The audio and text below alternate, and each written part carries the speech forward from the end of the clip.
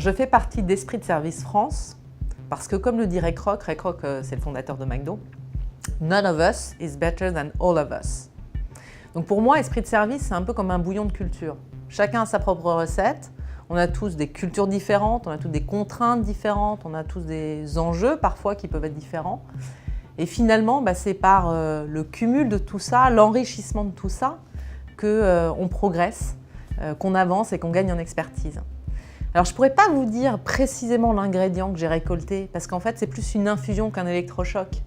Il n'y a pas de formule magique, mais par contre il y a un cheminement presque inconscient qui se fait, un enrichissement de ma propre réflexion par les rencontres que je vais faire. Et des rencontres, j'en ai fait. J'ai rencontré des gens hyper compétents, des gens passionnés, des gens sur le sujet depuis des années, bien avant que j'y arrive moi-même. J'ai rencontré aussi des prestataires qui seront peut-être des partenaires dans le futur. Parce que quand même, ce qui est sûr, c'est que le sujet dont on se parle là, c'est ni plus ni moins que la recherche du petit supplément d'âme. Du petit supplément d'âme que chaque client va rechercher, va ressentir, que chaque équipier va ressentir aussi, et même en fait qu'ils vont accepter de donner. Alors qu'ils sont dans une relation commerciale, commerçante, où il y a de l'argent en jeu. Moi, des projets, j'en ai conduit beaucoup dans ma vie, mais celui-là, c'est sans doute le plus dingue. Cette recherche du supplément d'âme. Et grâce à Esprit de Service France, j'ai rencontré des gens qui étaient dans la même quête que moi et qui m'ont aidé, sans encore une fois que ce soit une baguette magique, mais un peu comme le jeu de loi, à sauter des cases. Alors je vais vous donner un exemple concret.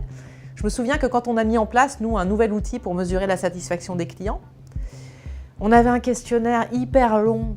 Ça prenait 10 minutes aux clients et on s'étonnait que les clients ne répondent pas à ce questionnaire. Du coup, j'ai échangé avec d'autres personnes dans mon cas, et notamment avec Florence Désert de chez Anne France, qui était en train de mettre en place un test dans les avions avec, je crois, 3 questions maximum, qui étaient récoltées, qui étaient utilisées, débriefées par l'équipe après l'aller, pour pouvoir être utilisées au retour. Et oui, évidemment que là, j'ai sauté des cases. Au lieu de me poser 10 000 questions sur comment il fallait que je fasse évoluer mon questionnaire, j'ai compris que l'une des pistes, c'était le simplifier presque à l'extrême pour n'en garder que l'essence. Voilà ce que ça apporte Esprit de Service France, c'est des cases qu'on coche, qu'on saute pour aller plus vite à la case de l'arrivée.